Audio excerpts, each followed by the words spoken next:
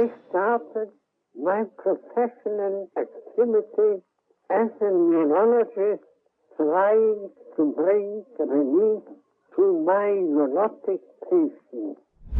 Under the influence. Some say he is a genius that was light years ahead of his time.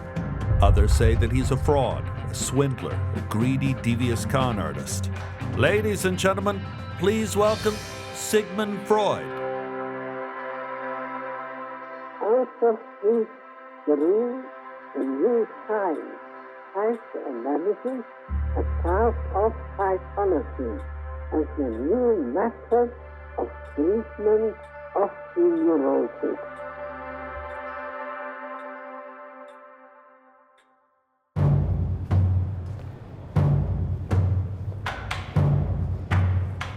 We are going to unhang Elga, sexual object of Freud, this splendid woman. Horacio Cardo is a well-known Argentinian artist who illustrates global magazines. He lives in Buenos Aires, which houses the most Freudian psychotherapists and patients in the world. When he presented an anti-Freud exhibition and book, it wasn't surprising that he was categorically denounced. Here, to be against Freud is to be against culture. Even if you read the book that the visitors wrote, you are going to see that they're calling me barbarian. Michel Onfray wrote 55 books on thought and philosophy. He is known in France as the butcher of holy cows.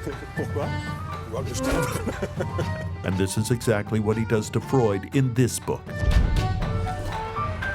Harris ranks second in the number of therapists and patients of Freudian psychoanalysis, and it wasn't surprising that he too was denounced by all. Ce qui m'intéresse dans l'aventure, c'est le personnage de Freud, les mensonges de Freud, les approximations de Freud, les affabulations freudiennes. They come from varied disciplines of academia: history, philosophy, psychology, education, communication, sociology, neuroscience, and art. And they are all experts on Freud. Freud has been dead for quite a long time.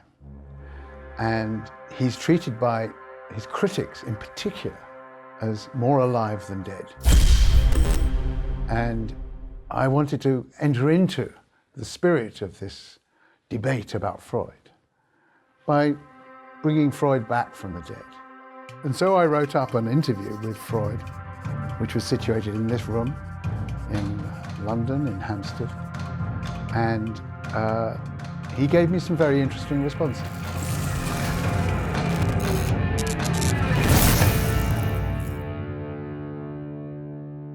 I discovered some important new facts about the unconscious. The unconscious. It's a very radical idea when it appeared, the idea that you don't know yourself. השוו אותו לקופרניקוס ולדרווין. על קופרניקוס נאמר שהוא הראה לאנושות שהיא לא במרכז היקום, לא השמש סובבת סביב כדור הארץ, אלא כדור הארץ עם כל הצניעות סביבה. דרווין הראה שהאדם הוא לא נזר הבריאה, המוצא שלו הוא מאיזשהו אב קדום קופי. פרויד הראה שהאדם הוא לא אדון אפילו בביתו שלו. כלומר שיצרים ודחפים מפעילים אותנו באופן שהוא בלתי מודע. אני מטפל בכמה פוליטיקאים שהם ברמה גבוהה. אתה לא מתאר לך כמה כל מיני מניעים פנימיים שלהם מביאים אותם להיות בעד או בנגד כל מיני חוקים שהם צריכים להצביע עליהם בחיים.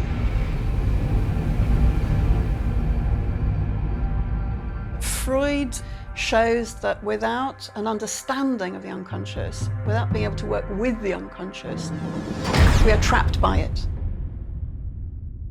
And then after you got wounded, what happened? Freud le aportó a la psiquiatría el contenido humanístico de la psiquiatría. Hasta Freud era una psiquiatría descriptiva. Digamos, esta persona tiene delirio, tiene alucinaciones, es esquizofrénica. Esta persona está deprimida, no se puede levantar, está triste, es una maníaco depresivo. Freud se preocupó de explicar que si una persona dice que es Napoleón, o si una persona se cree que es Jesucristo, por algo hacía esa construcción. And we understood something that we didn't understand before, in the same way that Darwin understood how species could come into being without having to attribute it to any kind of supernatural force. Il dit qu'il a supprimé des névroses, des psychoses, des paranoïas, des schizophrénies, etc. Le président Schreber, le cas de Anna O, l'homme au loup, l'homme au rat, etc. Et il nous dit, je les ai soignés, je les ai guéris, la psychanalyse, ça marche. Quand on travaille sur ces cas-là, on s'aperçoit que ce sont des cas construits, inventés. Si on prend le cas, par exemple, de l'homme au loup, on s'aperçoit que cet homme n'a jamais été guéri. Que quand il a passé 80 ans, il est toujours en analyse. Qu'il s'est confessé dans les années 70 à un journaliste et qu'il a expliqué qu'il souffrait toujours autant.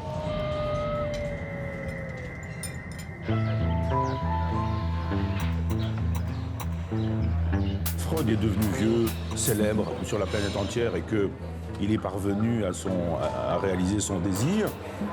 Il écrit dans Analyse avec fin et Analyse sans fin, l'un de ses derniers textes, que la psychanalyse, ça ne marche pas. פרויד כותב שהוא לא יכול להבטיח לאנשים אושר, הוא יכול מקסימום לגרום לכך שהאי נחת שלנו לא יהיה חולני. פרויד אומר, הנפש מורכבת מכמה רשויות, בכל אחד מהפקולטות האלה של הנפש יש אג'נדה משלו, הוא פשוט מתנגש בשניים האחרים כדי להשיג את מה שהוא רוצה. העיד את הצרכים הכי מיידיים, תינוקיים, יצריים שאפשר לדמיין, הסופר אגו, האני העליון, את הצרכים של התרבות, את המוסר, את אידיאל העצמי, והאגו, משרתם של שני אדונים, צריך לספק גם את הצרכים של האיד וגם את הצרכים של הסופר אגו, כמו אדם שצריך לפצות את הצרכים של שני אנשים מטורפים לחלוטין שירדו מהפסים, אך חייב לעשות את זה בהצלחה כדי להציל את עצמו. אושר מניח איזושהי שלמות, מניח בעצם סיום לקרע הפנימי שלנו, למתחים הפנימיים שלנו, מניח שאנחנו בסופו של דבר יכולים ליישב את כל הרצונות שלנו. הנחת היסוד של פרויד שאנחנו לא יכולים. כי האדם מסוכסך באופן מבני. העובדה שיש כמה רשויות שפועלות בו זמנית, המשמעות של זה היא שתמיד תהיה איזושהי אג'נדה שמתנגשת עם אג'נדה אחרת והיא מייצרת נוירוזה. אנחנו מקסימום יכולים להכיר בקיום הסתירות הפנימיות. It helped me, I think. I know that certain characteristics about me are different now than they were when I started analysis. I started when I was 22 and I'm 35. So I have age, that's something. אבל הטיפול שפרויד הציע, שהוא מילים שמפרשות את החוויה הטראומטית, כן יכולות לתת לאדם איזושהי בריאות נפשית מסוימת, כזאת שהוא כן יכול לחיות איתה, וכן יכול ליצור איתה, וכן יכול לחיות בתוך קשרים אינטימיים באמצעותה ובעזרתה. But when I have sexual relations with someone, I can now think of that person. Rather than somebody else, which is an enormous step forward to me. How many years did that take? Where did that come in, roughly? That just came in last week.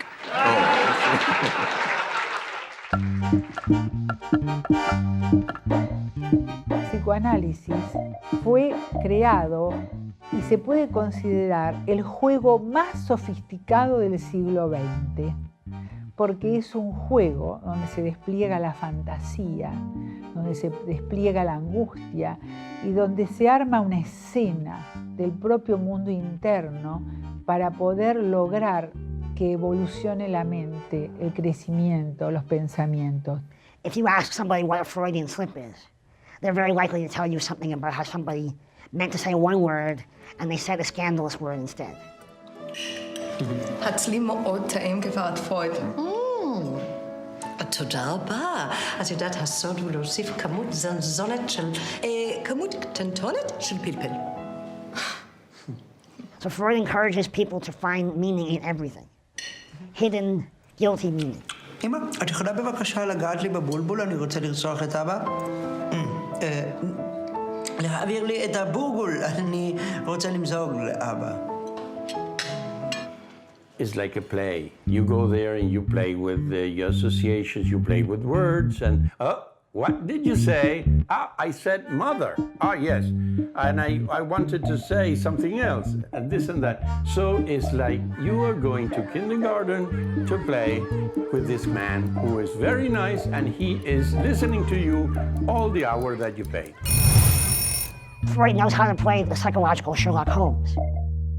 But that's the kind of parlor game that people in the 20th century learned to play. And it's great fun.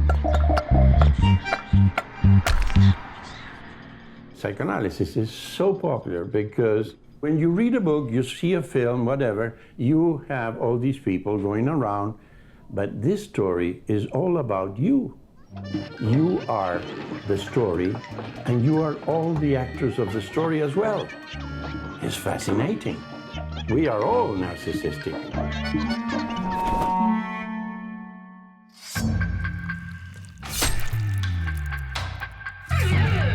What was new with Freud, of course, is that sex and aggression are constant elements in the way we function, and that these are motives that are not conscious to us and nevertheless direct our behavior.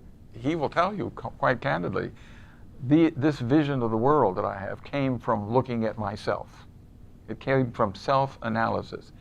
I discovered in myself, in my own psychic life, this sexual desire for my mother and the corresponding hostility to my father as my rival. And it's only through the analysis of my own life that I have discovered these universal patterns. He made sex and aggression not matters of epic drama, but of everyday individual drama. And that was a revelation that has not left us. Freud a projeté son inconscient dans l'inconscient des autres, de laisser croire que parce que lui avait le désir de coucher avec sa mère, lui avait le désir d'en finir avec son père, tous les hommes avaient le désir de coucher avec leur mère et tous les hommes avaient le désir de tuer leur père.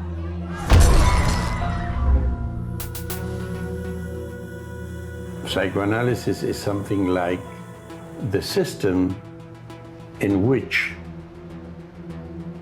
everything or the world goes around Freud's mother. Freud nous dit, c'est transmis de manière phylogénétique, ça se transmet sans atomes, ça se transmet sans particules, ça se transmet sans énergie, mais ça se transmet tout de même, par une espèce de mécanique tout à fait magique. Et Freud passe de son fantasme à la vérité scientifique. On peut prouver la vérité de Copernic, on peut prouver la vérité de Darwin, on ne prouve pas la vérité de Freud. C'est une fiction totale qui a produit des effets extrêmement dangereux au point qu'aujourd'hui, chacun pense que le complexe d'Édipe est une vérité universelle. People did not believe in my facts and thought my theories unsavory. The system was anonymous and unrelenting. He used to call it resistance, and this has become a word of abuse of the Freudians. They always say any criticism of them, that's just resistance. People resisting their theories because they don't like their theories. So we don't have to take those objections or criticisms into account. And as Freud's disciples started to gradually question some of his doctrines, he had a long, famous sequence of what he called defections or heresies, people who didn't agree with him about important things. Adler, Jung, Rank, Ferenczi. He broke with all of them eventually. Oui, c'est vrai. il voulait marquer sa marque, il voulait être le maître tout-puissant et qu'il n'était pas question que quelqu'un puisse lui faire de l'ombre, qu'il pouvait repousser quelqu'un qu'il avait adoré la veille. He was an immensely authoritative, an immensely dictatorial at times person.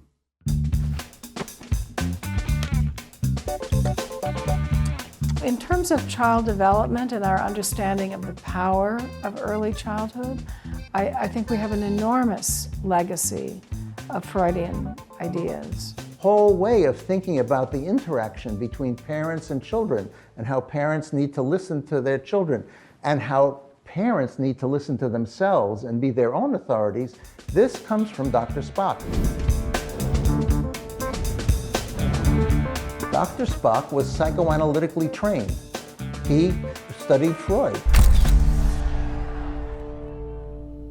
Freud had as one of his main objectives to get parents not to be so repressive with their children, not to be so repressive of masturbation, not to be so punitive around sexual ideas, sexual feelings.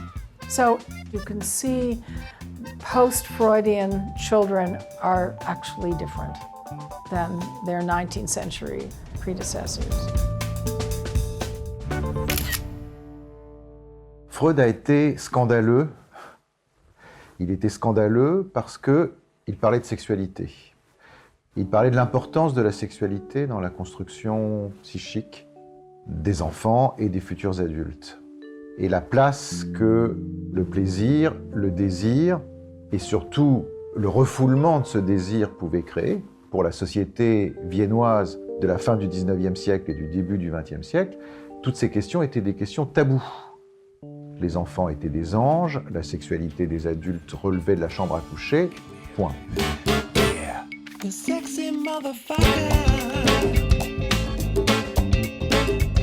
He was obsessed with sex. He was obsessed with his mother. He was obsessed with his daughter, Anna Freud.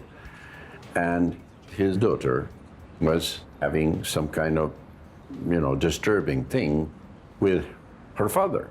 My relationship with Anna was deeply sexual in the sense that we together explored her own libido and her fantasies in order that we could expunge them. And I think that my association with my daughter was an exploration, our therapy together. So we don't know if she, I can't say it, I'm blushing, if she didn't masturbate with you in mind. I think she probably did. So, if you see the sickness that conceived psychoanalysis, you have to see how dangerous this could be. What is the very worst that we think and feel? And what is the most taboo that we can feel? If we bring it into the light and we say, you want to masturbate thinking about your father, so let us talk about this. Bring it out into the light. It is no longer a monster, but never let this be taken beyond where it should be. And what you say, diddling her. פרויד, ובגלל זה כולנו שונאים אותו. כל הזמן אומר לנו, תסתכלו שם, אל הלמטה, אל ההתחלות, אל הראשית, אל הביולוגיה, אל הפיזיות, אל הרטוב, אל המסריח, אל מה שבאמת משם צמחנו. גע בהוויה הכאוטית הזאת. אל תפחד, רד לרמה הקמאית, תתנסה בה, ואחר כך תצא משם ותהיה בן תרבות ותראה את מותר האדם שבך.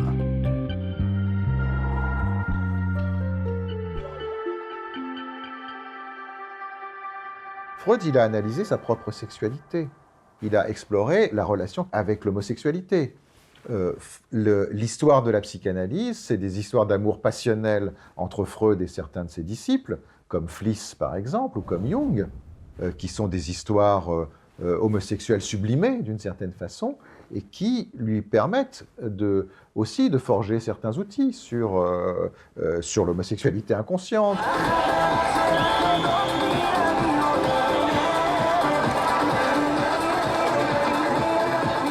The fact that there's this revolution in front of our eyes, a real revolution, a social revolution, about the acceptance of homosexuality as part of the normal way of functioning as an adult and growing up as a sexual person.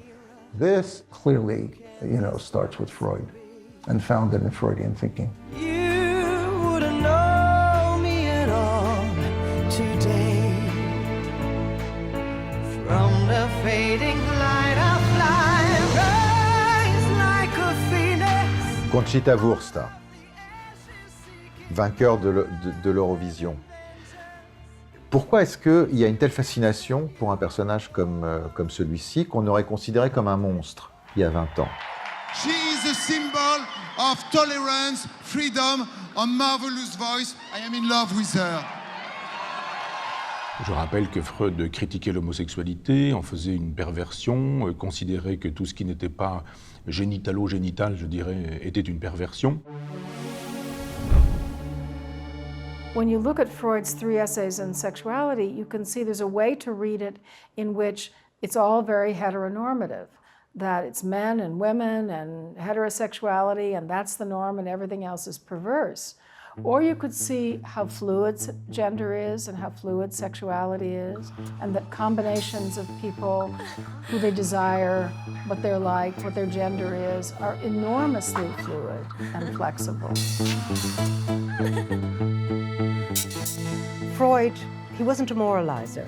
He listened to what his patients said and didn't offer a moral opinion. If you happen to be gay or lesbian or anything, wherever your desire took you as you lay on the couch and speaking it and freely associating, Freud did not think that was wrong. He was a scientist in that sense.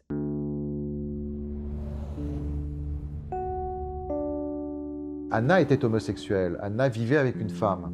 Et elle vivait avec une femme et les enfants de cette femme, à Londres, dans le même immeuble où habitait Freud. On peut dire que Freud, il a hébergé chez lui la première famille homoparentale. C'est-à-dire qu'en même temps, il avait une ouverture d'esprit par rapport à ça qui était très remarquable pour son époque.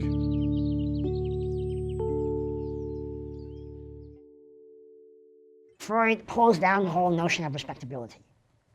Because underneath were all these bestial creatures, and our attempts to redirect our bestial energies towards higher things is a substitute and a disguise to a large degree.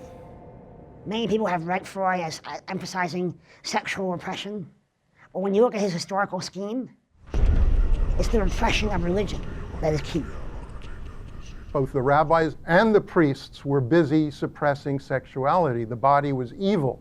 And the whole purpose of an individual who was religious in any way was to keep those sexual forces under control. Freud naturalized those forces. He said they were simply a part of what every human being is, and with that you had the shattering of Victorian sensibility, a widespread shattering that we haven't recovered from today, and probably will not. Mein Gott, was für ein Bordell!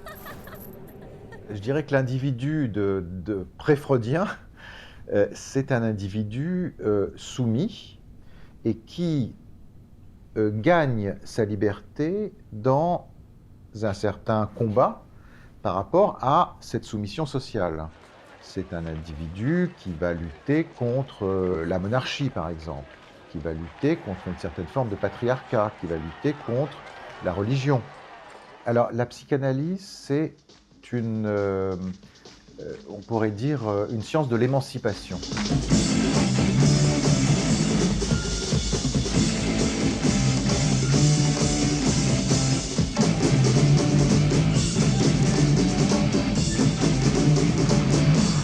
People should find their voice. This is the phrase. It sounds like it came from California.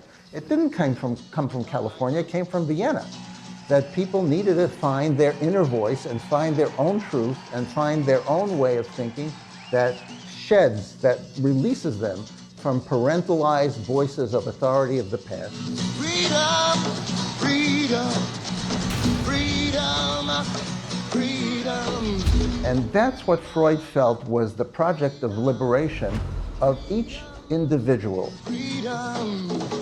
Dans la Vulgate, on nous dit que Freud est un juif libéral, mais il n'est pas du tout libéral. Il souscrit à la totalité des régimes totalitaires de droite de son temps. Il n'y a pas une seule ligne écrite contre Adolf Hitler, pas une seule. Dans l'œuvre complète, il y a d'abondantes considérations contre Marx, contre le marxisme, contre l'Union soviétique, contre le bolchevisme. There's an anecdote about Freud. After World War I, somebody was explaining to him the communist revolution. That first, all the institutions, all the models, all the positions will be torn down and everything will be destroyed. And then we will build a perfectly just and harmonious society in which all people are equal and everyone gets what they deserve. And Freud said, I believe the first part.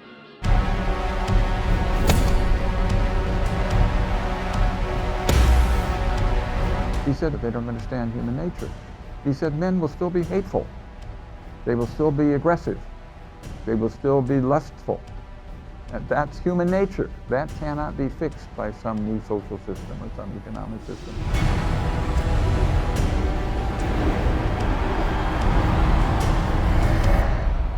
He was very conservative. Freud was not himself politically radical. And when you look at the European, there are plenty of people who want to combine psychoanalysis with political theory and political ideology. Not Freud. Many of these movements Freud was very cautious about and careful about. For one thing, he was very concerned with protecting his psychoanalytic movement. And he understood that if he was too much on any side of any issue, that it could detract or get in the way or distract from his movement. His major concern was going to be protecting the movement. But his ideas become revolutionary in political as well as in cultural and aesthetic in the course of the 20th century.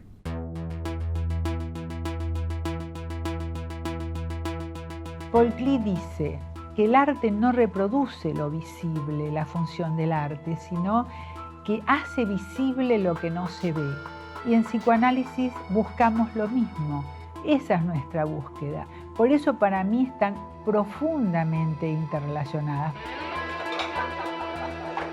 So artists begin to see themselves as, in a sense, Freudian beings. And unconscious motivations become a wellspring of creative activity. And psychoanalysis overlaps with literature and other arts right from the beginning. One of the great 20th century art tendencies is surrealism. Surrealism was a crazy way of portraying the world in the early 20th century. It was inspired by Freud's notion of the unconscious. So it got us used to art that defies logic. And it's now everywhere, right? I knew you would come. A taste of the extraordinary.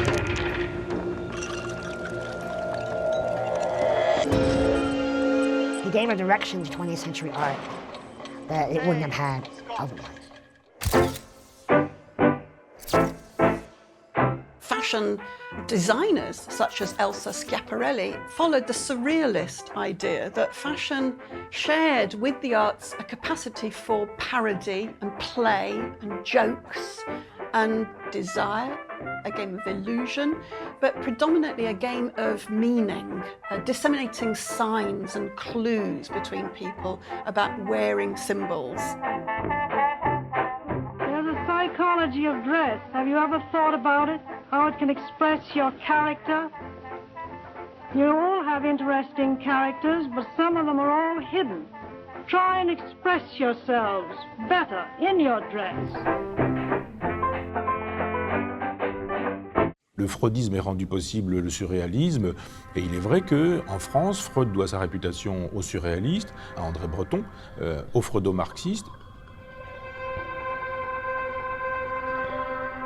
Freud was horrified at the ideas that André Breton put forward, that he would think that you would go into the subconscious mind to find inspiration for poetry was ridiculous for Freud.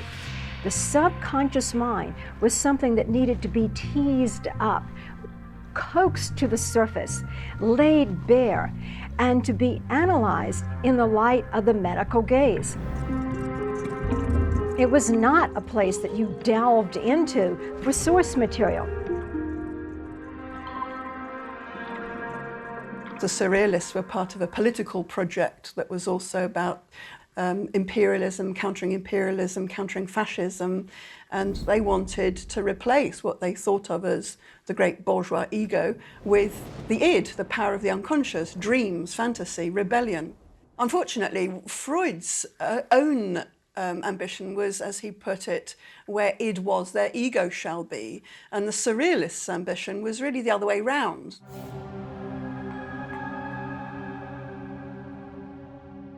This is a kind of paradox.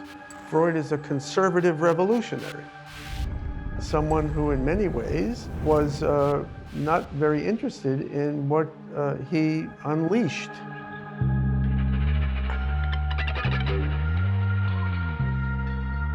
If you look at a film like Un Chien Andalou, the Luis Buñuel and Dali film, the focus on the attack on the clergyman, yes, is a standard communist idea or social idea or anti-clerical idea, but the way in which it's depicted is a purely irrational dream logic idea that was authorized and allowed because of Freud's dream book.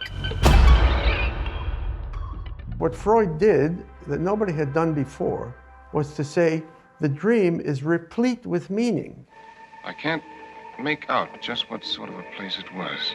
Not within the context of some divine dispensation or some allegorical code book, but within the individual life of the dreamer. Did you recognize this kissing bug?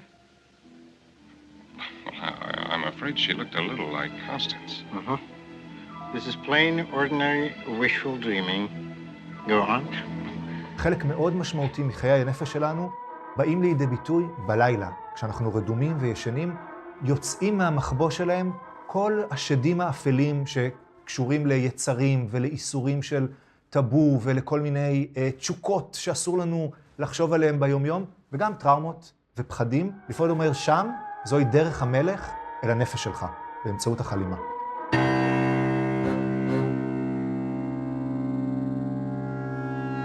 After the war, there was a general interest in Central Europe in the effects of war on things like madness and violence. And the German expressionists was very interested in applying the psychoanalytic ideas to the craft of filmmaking. So you can think of Robert Wiener's film, The Cabinet of Dr. Caligari, as a Freudian text. And all those who left Central Europe in the 1930s and set up in the Hollywood film industry a new genre of filmmaking, film noir, went on to popularize ideas of the detective thriller, of the melodrama, using popular culture as a way of thinking about psychological structures. Is that you, Mr. Brown? Take Hitchcock, for example, whose films are kind of often detective stories seeking to expose the unconscious motivations of the central characters. I don't believe in dreams that Freud stuffs a lot of hooey. Oh, you are a fine one to talk. You got amnesia and you got a guilt complex and you don't know if you're coming or going from someplace. But Freud is hooey. This you know. A wise guy.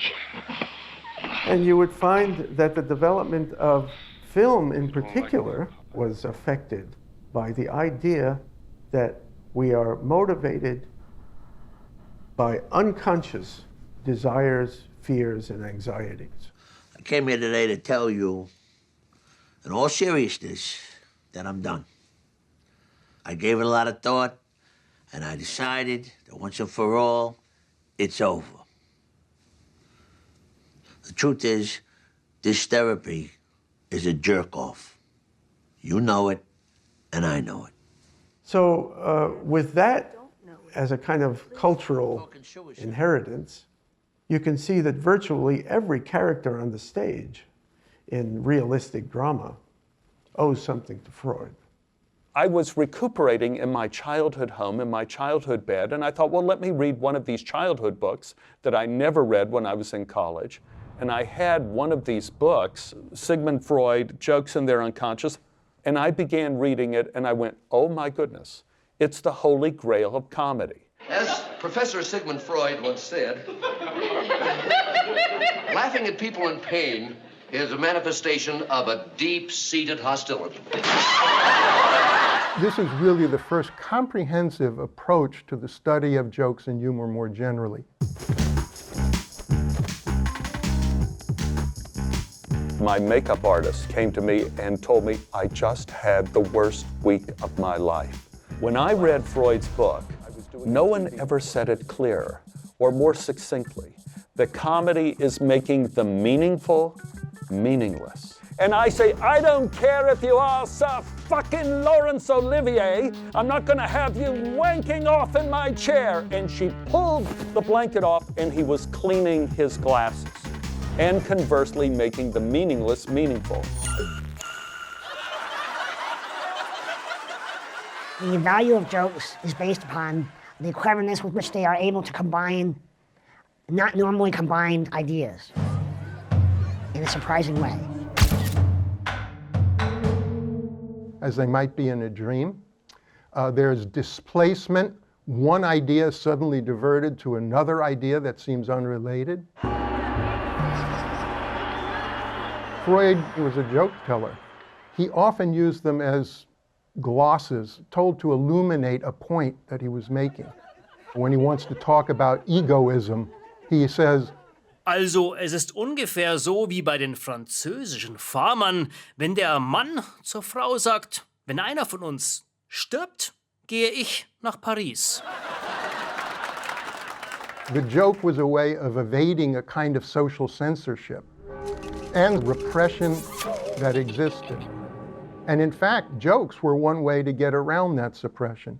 Freud said the purpose of all comedy is human freedom. Pam Anderson, wow. I'll never forget the first time I saw her asshole. Which is interesting, a friend of mine, Sarah Silverman. But enough about her asshole. Let's talk about... The idea that she's this beautiful woman who...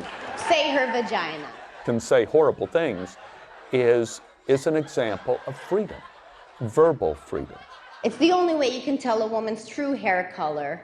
And lucky for you, I actually caught a glimpse of it backstage while she was changing. And her true hair color, bald. He saw that jokes as a form of social protest, is a form of aggression. Someone is the victim of the joke. I would like an honest equation from any, at least grammar school graduate. Well, you can't imagine Lenny Bruce in American culture without psychoanalysis. Is the word son of a bitch less obscene to you than motherfucker? Really? Is it the fact that a Catholic president called all businessmen son of a bitches in a Jewish comic relates motherfucker? He confronted American society at the time with all of its repressed desires in our face, all of our sexual fantasies. If you're interested in the meaning of obscenity, I'm less obscene than the president. If the word motherfucker stimulates you sexually, you're in a lot of trouble. Especially if it's my mother. He's a very Freudian comic. I don't think any stand-up comedy is without Freud. The best protection against neurosis was religion. There are many cultures that have a shaman, a medicine man, priest, a person that can come to you when you have a problem and call up all the emotions, all the devils, and purge them. And modern people are neurotic largely because they've given up religion. So Freud came along and he really reinvented that figure for modern culture. He said, well, I can do this, but I can do it on a scientific basis. And people want that. They're willing to be told that an authority figure of some kind can do something to them that will help. Freud qui pense que Dieu est gênant parce qu'il prend toute la place et que lui, Freud, voudrait prendre la place de Dieu. Freud qui considère qu'il y a eu Moïse dans le temps et il y a Freud maintenant, et que Moïse a rendu possible le judaïsme et que Freud rend possible la psychanalyse qui, elle, deviendra la grande religion du XXIe siècle et des siècles à venir, j'y vois moins un effet d'athéisme qu'un effet de mégalomanie. Freud was a heroic figure. He heroized himself. He called himself a conquistador of the mind. He identified himself with all the great figures in history, Alexander, Caesar, Napoleon. He was extremely grandiose. Il y a une affaire de projection et de subjectivité chez Freud qui en fait un grand poète, un grand littérateur, un grand lyrique, mais surtout pas un scientifique. And you know, the one prize he won in his lifetime, the one important acknowledgement, was the Goethe Prize for literature, not the Nobel Prize for science. Freud wrote about culture. For example, he wrote Totem and Taboo, about religion.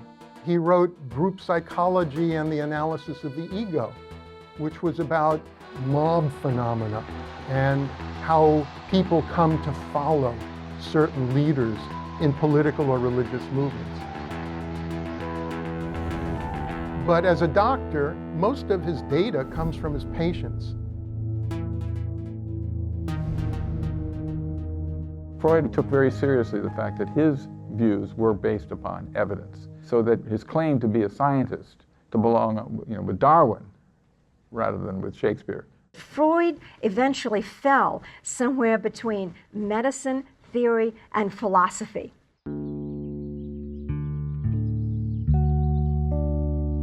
La psychanalyse, c'est l'invention d'une trentaine d'individus assez géniaux, presque tous juifs et viennois, des gens extraordinaires. Freud, bien sûr, mais Jung, mais Adler, mais Breuer, mais Ferenczi, mais Wilhelm Reich. Celui qui se présente comme le père fondateur n'était pas le père fondateur.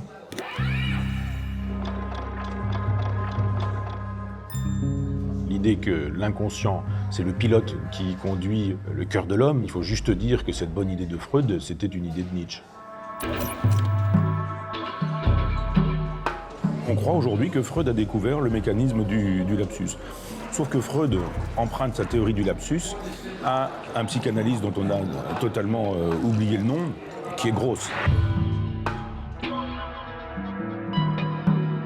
There were individuals, also geniuses, who did see, before Freud, what he did. Shakespeare, Dostoevsky, but Freud was certainly the first person to use that, to harness it for actually helping relieve human suffering. Freud is a borrower. He's a synthesizer of many other people's ideas. But the fact that Freud borrowed doesn't mean that he's wrong at all. Most great scientists are synthesizers, right? They have a long apprenticeship where they acquire the knowledge of the field and then they come up with one new thing.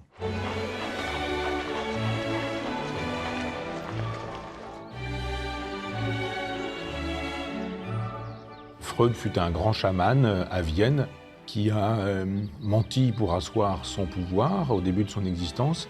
Il est menti en exploitant la douleur et la souffrance et la misère morale des gens et qu'on peut faire commerce de ça et vivre très bien de la psychanalyse. Psychoanalysis is money, you know. And they know that they can be telling a dramatic story. But when the time expires, it's finished because another patient is coming. You know, Woody Allen said, if you commit suicide, they make you pay for the sessions you've missed.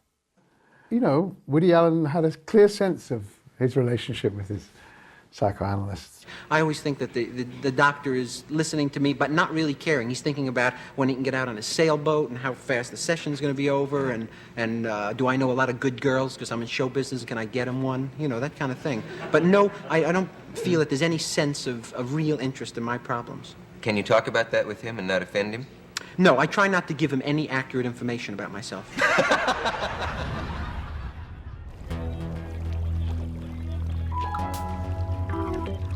כשפרויד מגיע לארצות הברית בשנת 1909, בביקור הראשון והיחיד שלו ביבשת, כשהספינה שלו מגיעה לחופי ניו יורק, הוא אומר משפט לעמיתים שלו, יונג ופרנצי, הוא אומר, They do not realize that we are bringing them the plague.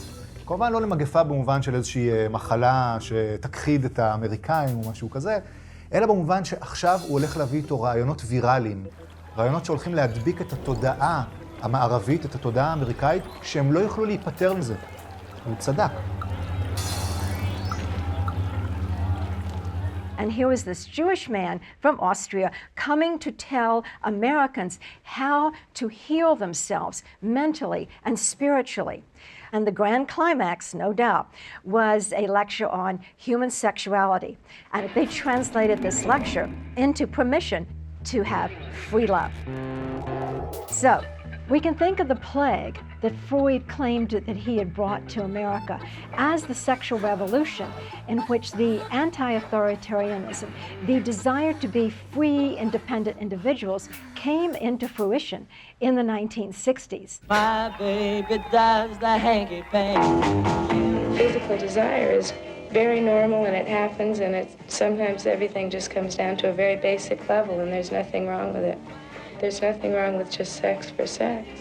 Freud n'a jamais été un libérateur du sexe. Freud a toujours pensé qu'il fallait renoncer au sexe, renoncer à la sexualité pour sublimer des pulsions dans des effets de civilisation. פרויד מניח הנחה שקיימת איזושהי אנרגיה נפשית. הוא קורא לה ליבידו. מבחינתו האנרגיה הזאת מאוד קשורה למיניות שלנו.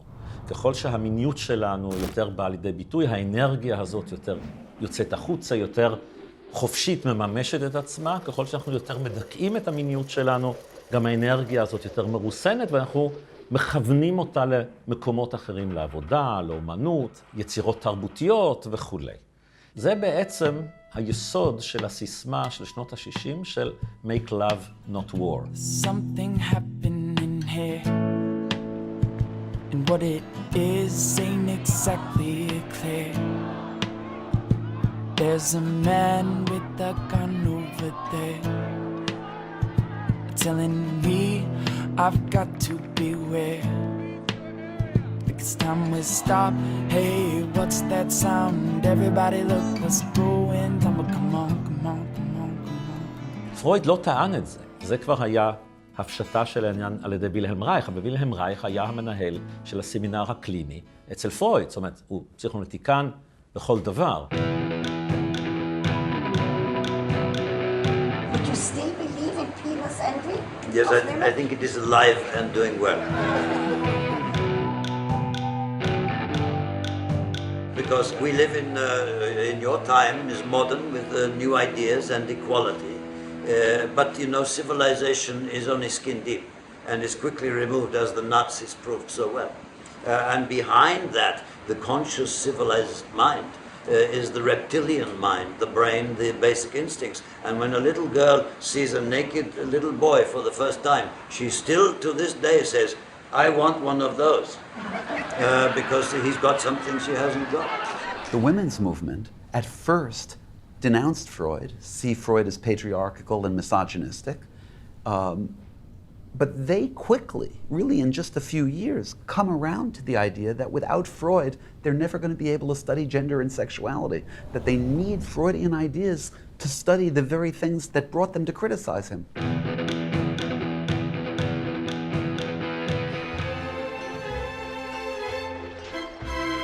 Women were denied a great many freedoms in Victorian society. They were denied the freedom of movement, of intellectual expression, because it wasn't considered feminine in the appropriate way. They were denied education up to a point, and virtue ruled supreme. And women were not supposed to have sexual thoughts, or indeed sexual feelings, or indeed desire. Now, what Freud did, as part of his clinical practice, he listened. And he listened to women quite a lot, as well as listening to men. And the kinds of things that he then began to think about, like sexuality, like repression, like the ability to freely associate and speak your thoughts and whatever came into your mind, were very, very important in allowing women to think about themselves and giving women an importance. Which firmly and unmistakably underlines And that was Freud's great contribution to the freedom of women.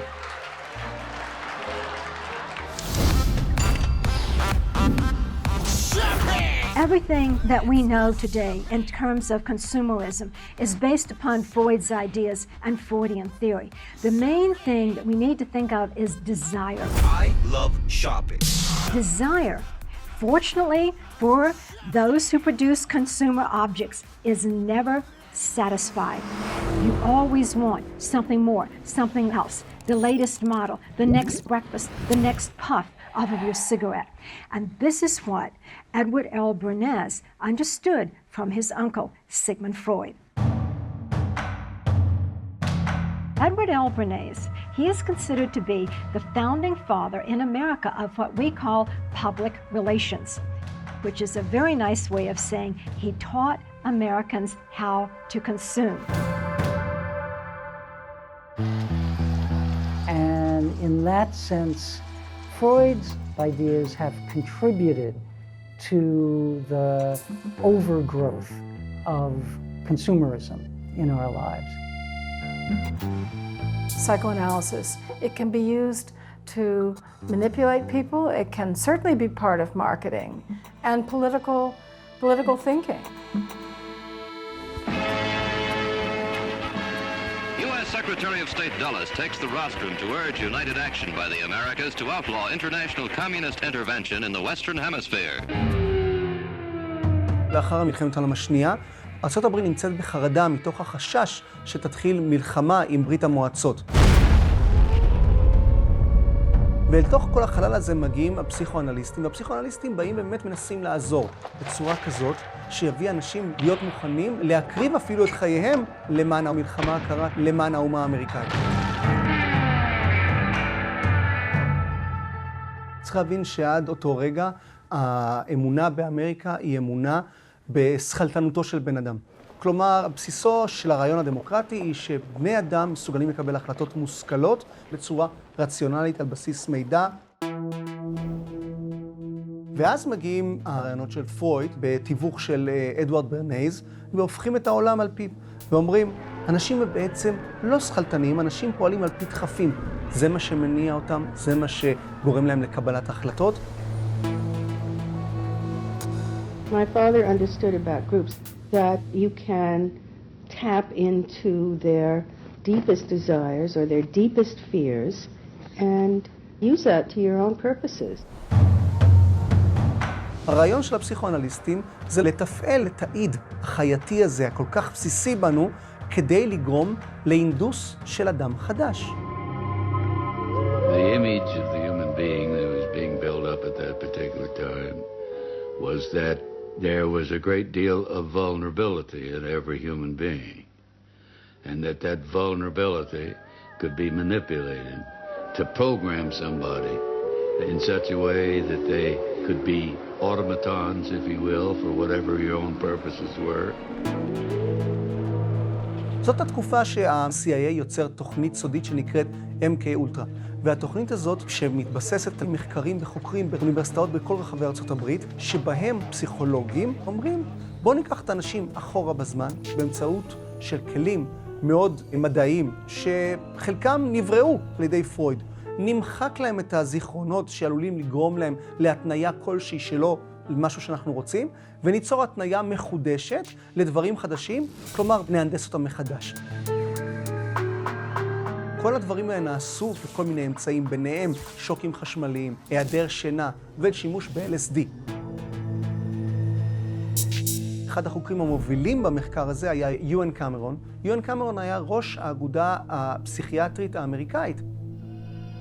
He thought that psychiatry should not just concentrate on sick people, mentally ill, but psychiatrists should be in every parliament and should direct and monitor political activities because they knew in a rational, scientific way what was good for people.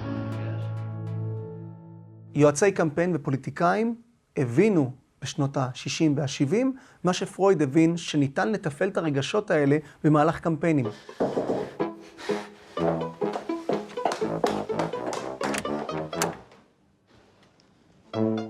Oui, on ראש הממשלה. קמפיין הבחירות של 2013 בישראל. אנשים באמת, כששאלו אותם בסקרים, על פי מה אתה הולך להצביע?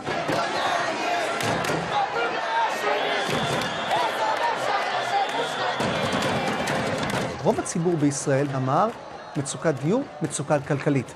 בפועל קרה שהרבה מאוד אנשים בסופו של דבר הצביעו על משהו אחר, על איראן. הזמנתם בייביסיטר?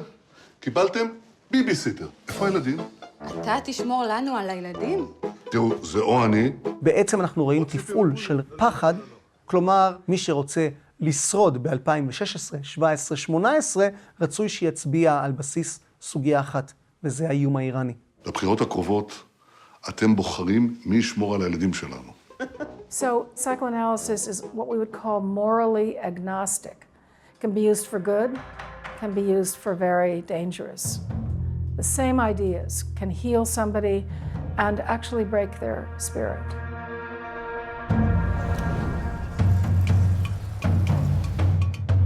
Freud was quite intent on unmasking the secret, to reveal what is not transparent, is very much something that preoccupies us in our everyday social and political sphere today. We don't want our politicians to be living things that we don't know about. And that desire for openness, for a lack of secrecy, is, I think, part of the Freudian reflex.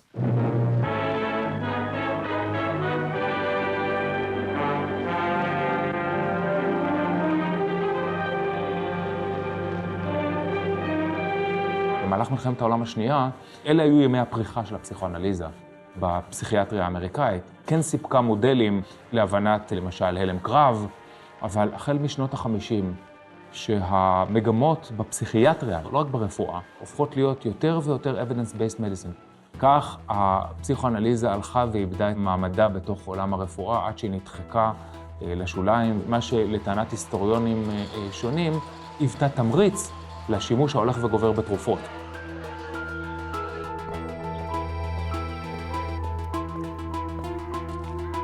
J'ai écrit un livre qui présentait positivement une psychanalyse, dans un livre qui s'appelle Apostille au crépuscule, et qui est une proposition de psychanalyse non freudienne. Donc s'il faut dire que nous sommes guidés par un inconscient non freudien, que cet inconscient, on peut le lire, le découvrir et savoir qu'il est déterminant chez nous, prendre en considération l'éthologie, la neuroscience, la psychanalyse existentielle de Sartre ou de Binswanger par exemple, s'il s'agit de dire que cette psychanalyse-là peut être utile et efficace, la réponse est oui. Mais simplement, il faut faire son deuil de la psychanalyse freudienne qui, elle, a fait son temps.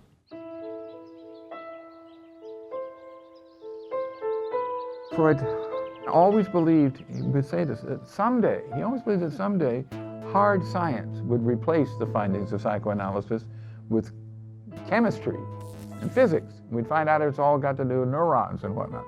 But in the meantime, until we get to that point, psychoanalysis is a kind of stopgap. It's as close as we can get under the current state of knowledge to understanding how human beings function.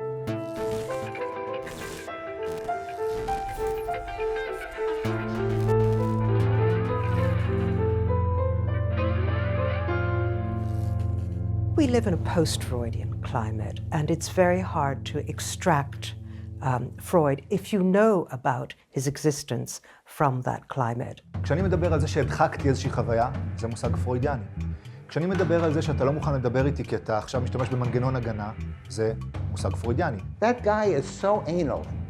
That guy is so anal. Where did you get this word that somebody is so anal? What kind of a language is this? Well, everybody knows what that means. He's kamtsani, he's stingy, he's not going to let, he doesn't give up much, he's constipated in his emotions. This comes from Freudian theory. In ordinary conversation now, people who are not any kind of psychoanalyst or Freudian still say, well, Freud would say about this. It's a code that's available to everyone. The selfie. Is Freud responsible for the selfie, isn't it? Freud n'avait peut-être pas mesuré à quel point cette libération de l'individu des des chaînes qui le relient aux obligations sociales, à la morale, à la religion, etc., allait conduire à un certain narcissisme. Et effectivement, le selfie, c'est un peu la représentation de ça.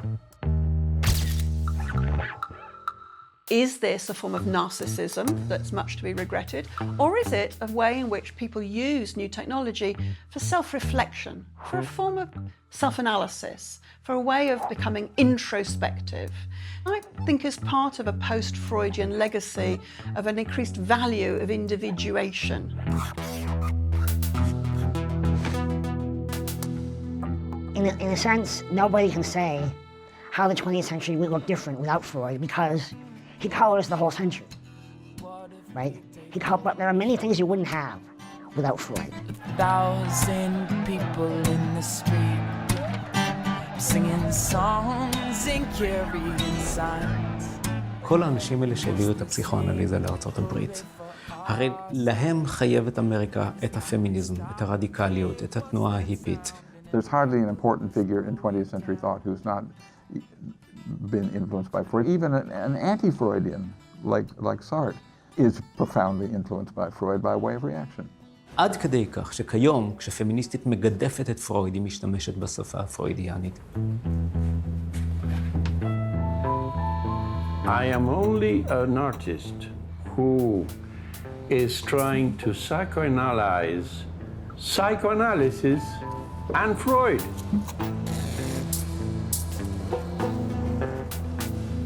Freud is no longer a person, but a whole climate of opinion, as Auden said. Freud opened that up in a way that was like Pandora's box. You can't close it again. It's part of us now. It will be part of human thinking as long as we're around.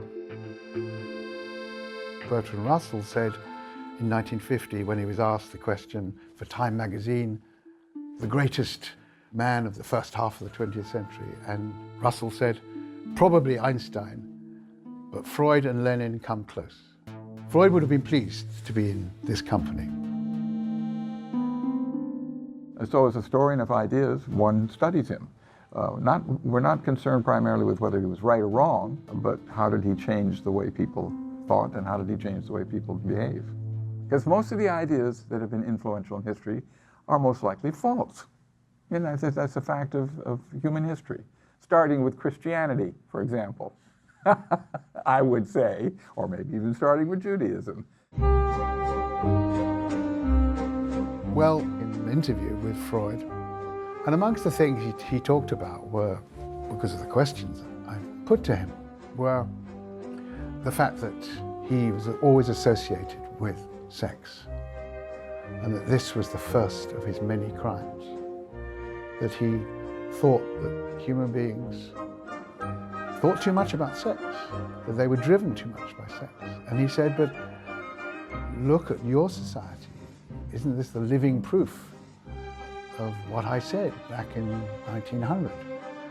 That was so shocking then, but is so banal now.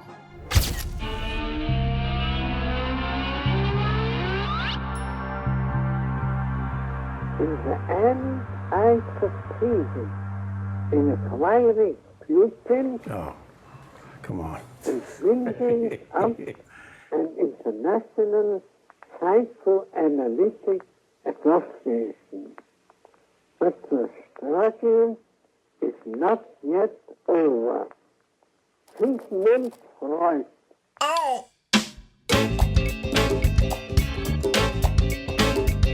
Ain't a word or two, it's you I wanna do. No, not your body, your mind, you fool.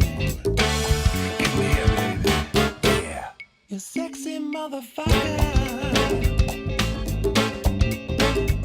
We're all alone in the villa on the Riviera. There's some friends on the south side in case you cared. Out of all your friends, I wanna be the closest. Why I tell you things that you be the most. And when it comes to life, to be this man's wife, you got to be well educated on the subject of fights.